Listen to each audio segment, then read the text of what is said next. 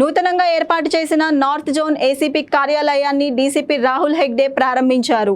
కార్ఖానాలోని పాత police station భవనం ఆధునీకరించి అందులోకి ఏసీపీ కార్యాలయాన్ని షిఫ్ట్ చేసినట్లు డీజీపీ తెలిపారు. మరోవైపు గణేష్ ఉత్సవాలలో డీజే సౌండ్కు పర్మిషన్ లేదని, ఎవరు కూడా గణేష్ మండపాల వద్ద ఊరేగింపులలో డీజే వాడొద్దని సూచించారు. లౌడ్ స్పీకర్లు పెట్టుకోవచ్చని తెలిపారు. ఇక కొత్తగా వచ్చిన పెట్రోలింగ్ మొబైల్ బైక్లను రాహుల్ హెగ్డే ప్రారంభించారు.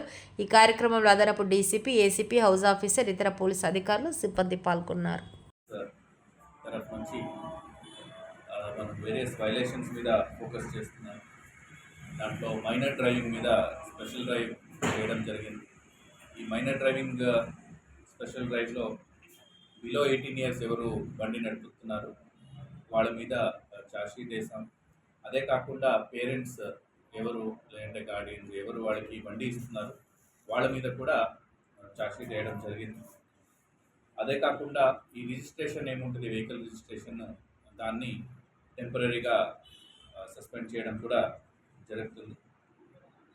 ఇంకొకటి మేజర్ ట్రాఫిక్ వైలేషన్ అంటే రాంగ్ సైడ్ డ్రైవింగ్. ఆ రాంగ్ సైడ్ డ్రైవింగ్ మీద కూడా మనం ఫోకస్ పెట్టాము. ఏ జంక్షన్స్లో నడుస్తుంది అక్కడ స్పెషల్ టీమ్స్ పెట్టి దాని మీద ఫోకస్ చేస్తున్నాము.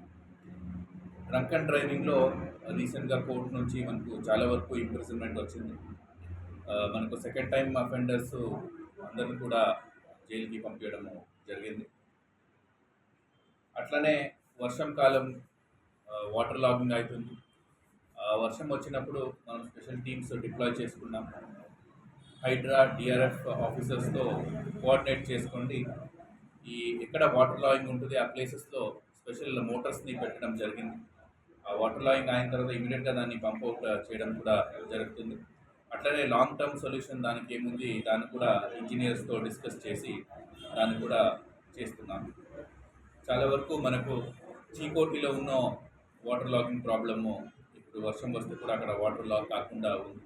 దాంతో ఎంత హెవీ వర్షం వస్తే కూడా మనకు ట్రాఫిక్ ఫ్రీ ఫ్లో అవుతుంది. ఇంకా కొన్ని లొకేషన్స్లో ఇట్లా చిన్న ప్రాబ్లమ్స్ ఉన్నాయి వాటర్ లాగింగ్, దాన్ని కూడా అడ్రస్ చేస్తున్నాం. గణేష్ పండుగ వస్తుంది. సో దానికోసం ప్రిపరేషన్స్ స్టార్ట్ చేసాం. ఆ మెయిన్ రూట్స్ ఏముంటుంది, ఆ రూట్స్లో ఉన్న పాట్ హోల్స్ ఫిల్ చేయించడము, ట్రీ బ్రాంచెస్ కట్ చేయడము, అట్లనే ఎలక్ట్రికల్ వైర్స్ ఉంటున్నాయి కొన్ని ప్లేసెస్లో. ఈ ఎలక్ట్రికల్ వైర్స్ని కూడా దాన్ని ఎలక్ట్రిసిటీ డిపార్ట్మెంట్ వాళ్ళకి చెప్పి దాన్ని తీయించడము చేస్తున్నాము. ఈ ప్రాసెస్ డైలీ నడుస్తుంది.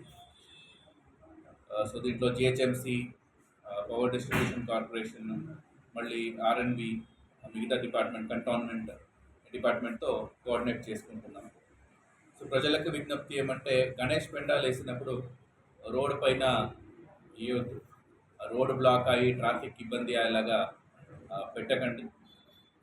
లోపల ట్రాఫిక్ ఇబ్బంది కాకుండా పెట్టుకోవాలి. అట్లనే ఈ జంక్షన్స్లో పెట్టడం, లేదంటే ఎంటైర్ రోడ్ బ్లాక్ చేసి వైలెన్స్ ఏమైనా ఉంటే దాన్ని బ్లాక్ చేయడము అలా చేయవద్దు.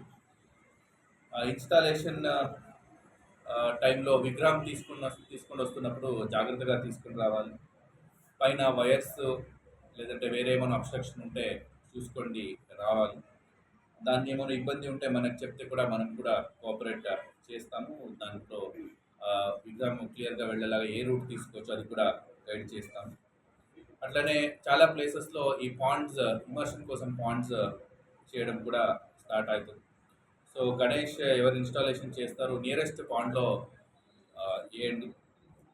దగ్గర ఉన్న చెరువులు అన్ని దగ్గర ఫెసిలిటేట్ చేస్తాం. అట్లనే తీస్తున్నప్పుడు కూడా సౌండ్ పొల్యూషన్ గురించి చెప్తారు సార్.